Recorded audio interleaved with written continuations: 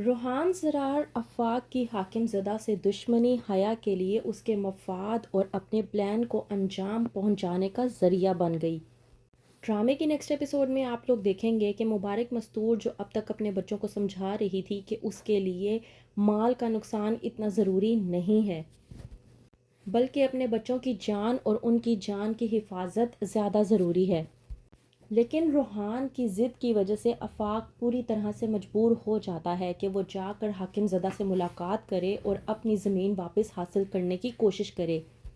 آفاق جب روحان کو سمجھانے کی کوشش کرتا ہے کہ ہمارے لیے پروجیکٹ کرنا زیادہ ضروری ہے تو ہم لوگ کسی اور زمین پر پروجیکٹ کر لیں گے، اس بات پر روحان آفاق سے لڑتا ہے اور کہتا ہے کہ یہ میرا پروجیکٹ ہے اور میں یہ پروجیکٹ اسی زمین پر کرنا چاہتا ہوں، جس کے تحت آفاق مجبور ہو جاتا ہے اور حاکم زدہ کے پاس پہنچ جاتا ہے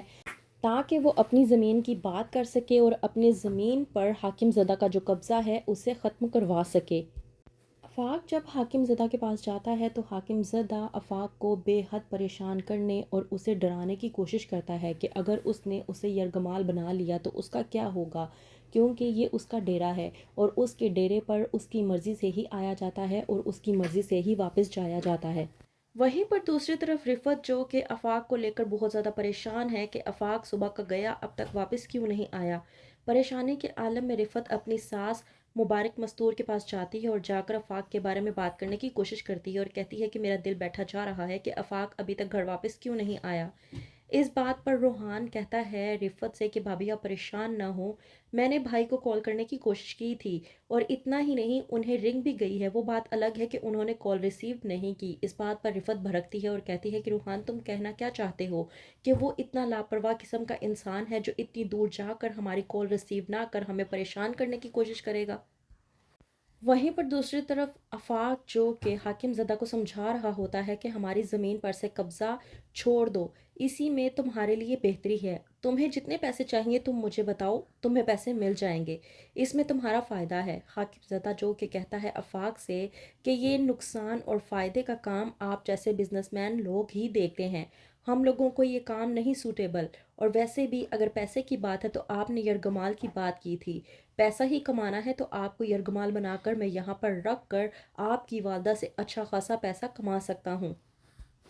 میں تو آپ کو بس اتنا کہنا چاہتا ہوں کہ چپ چاپ معافی نامے پر دستخط کریں اور یہاں سے چلے جائیں۔ آفاق جو کہ سمجھ نہیں پاتا کہ حاکم آخرکار کہنا کیا چاہ رہا ہے تو وہیں پر آفاق حاکم سے صاف الفاظوں میں پوچھتا ہے کہ تمہارا مقصد کیا ہے۔ آفاق کو کہتا ہے حاکم زدہ کہ میں صرف اتنا چاہتا ہوں کہ میں ایک معافی نامہ تیار کرواتا ہوں جس میں لکھا ہوگا کہ آپ لوگوں کا اس زمین سے کوئی تعلق واسطہ نہیں ہے اور نہ ہی آئندہ وقتوں میں ہوگا، اور اس بات کی معافی کہ آپ نے میری زمین پر نظر رکھنے کی کوشش کی، بس اس پر دستخط کر دیں میں آپ کی جان چھوڑ دوں گا۔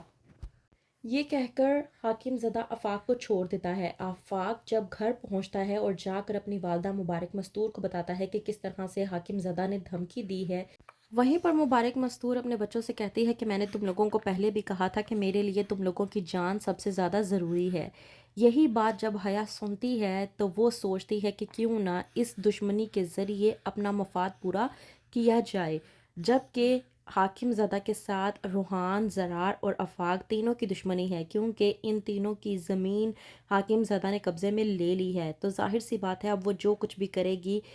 الزام تو حاکم زدہ پر ہی جائے گا اور حیا پر کسی کا الزام آئے گا ہی نہیں۔ تو کیا کرے گی حیا، کون سی نئی چال چلے گی، کیا ہوگا آگے؟ مزید جاننے کے لیے دیکھتے رہیے ڈرامہ سیریل حیا۔